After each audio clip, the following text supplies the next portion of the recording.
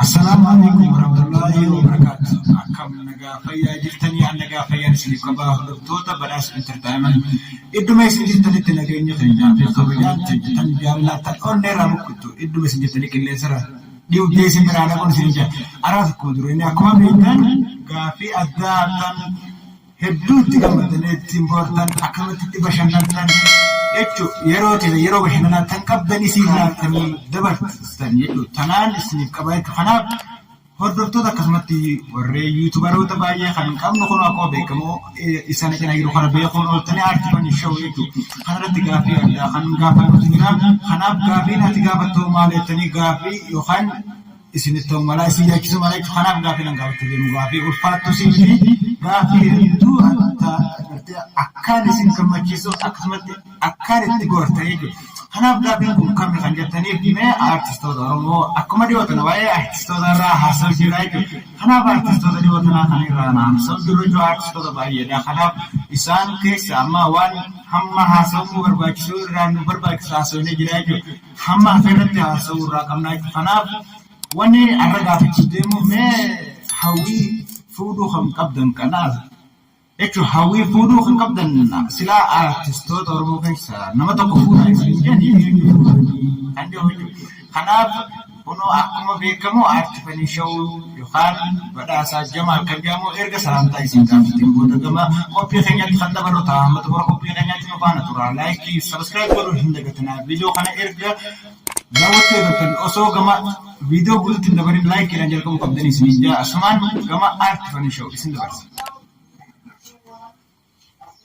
Assalamualaikum warahmatullahi wabarakatuh. Hordoftoota YouTube channel Badhaasa Entertainment akkam jirtu nagaa keessani nutillee nagaa keenya akkasumas sarraan tana oduu babbareedduu fi tan ittiin bohaartan qabannee isinii dhiyaanne gaafiin tun akka isin bashannansiiftu yookaan ittiin bohaartan abdii fi irraa qabna akkasumas nu hordofaadhaan isin akkuma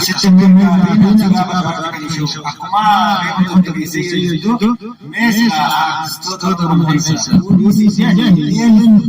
aartistoota Oromoo baay'ee waan ta'eef gaamman kana maqaa ta'uu dhaggeeffataa jirra. Muuziqaa isaanii baay'ee halkanitti yookaan takka dhaggeeffatee mul'ata.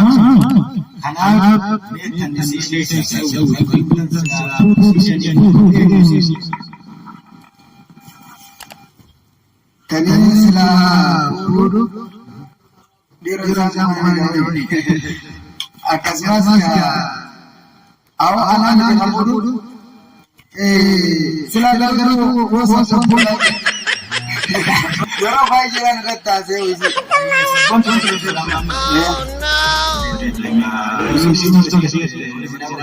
awa yoona yo amane darle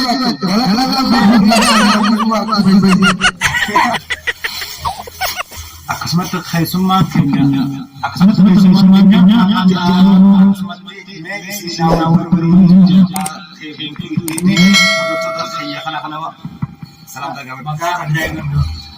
Assalamualaikum warahmatullahi wabarakatuh.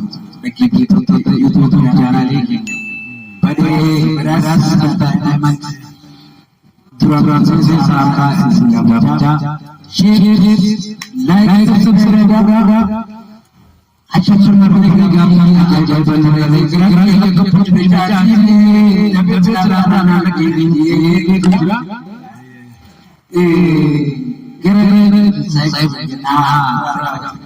akkasumas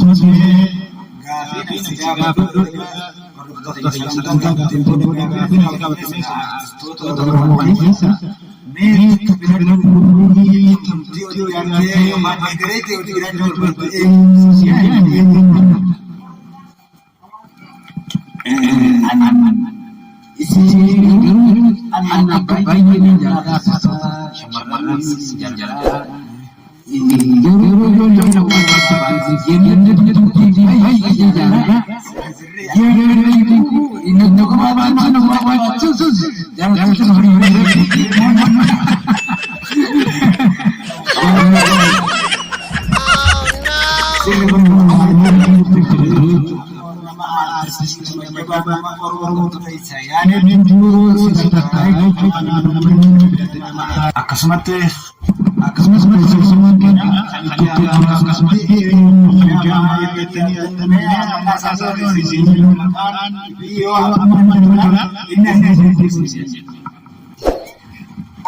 Assalamualaikum. Makan ya